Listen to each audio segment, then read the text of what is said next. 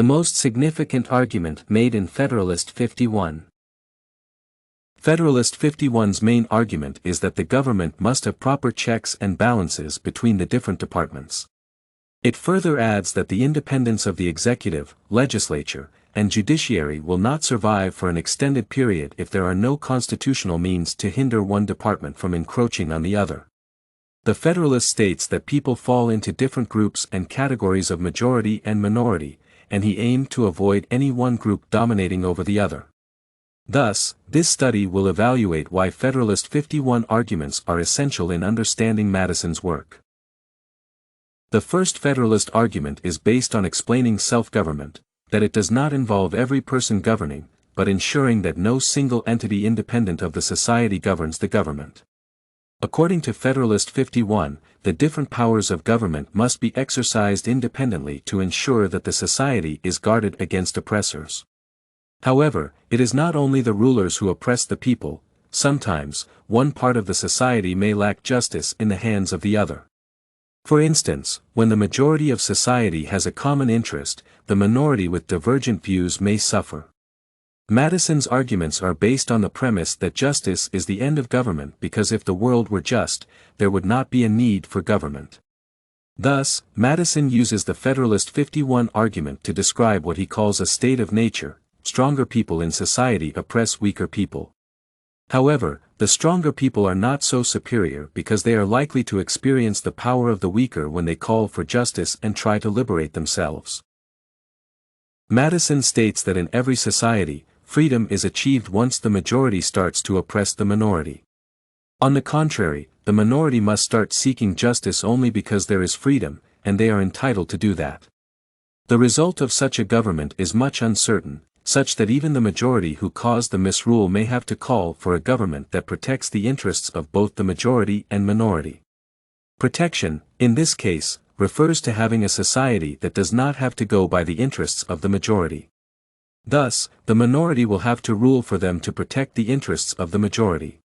This happens in most hereditary or self-appointed governments, such as United Kingdom and Rwanda.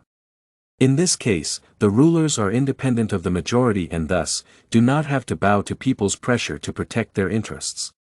This shows that even in self-governing, the majority will not always have a say over the stronger minority, although their actions will be impactful. Madison's second argument is that republican governments can only maintain themselves when there is a federal system like that in America.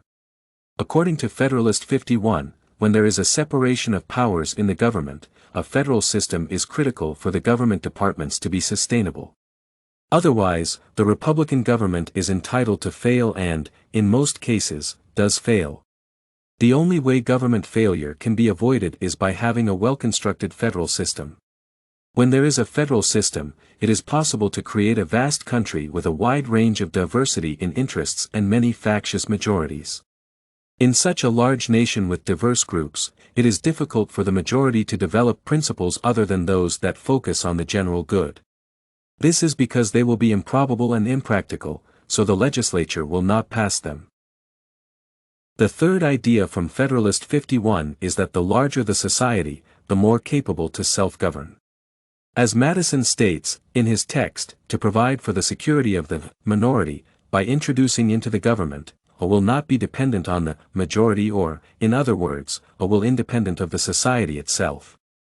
This implies that a government can only prevail in a place free from the majority. Thus, for the government to be free, it has to rely on a large republican nation to avoid the political logic that leads to hereditary or authoritarian rule. In such a nation, the government will rely on the society without any participation, creating what Madison calls a will independent of the society itself. Although the majority will not always be just, they are unlikely to be unjust in most cases. Thus, when there is a large nation, although the majority's will is independent of the government, there will be more likeliness of having a just society. Madison's work is related to having a just government that does not oppress the minority. Thus, Federalist 51 provides good guidelines for a just government. It gives three important facts related to self-rule and a just society. The first one is that self-rule does not imply individual leadership, but that no independent entity from the society should be allowed in government. The second argument is that the federal government is essential in a republican government. Thirdly, a large society helps to have social justice by ensuring that there are many majorities with different interests, hence none is dominant.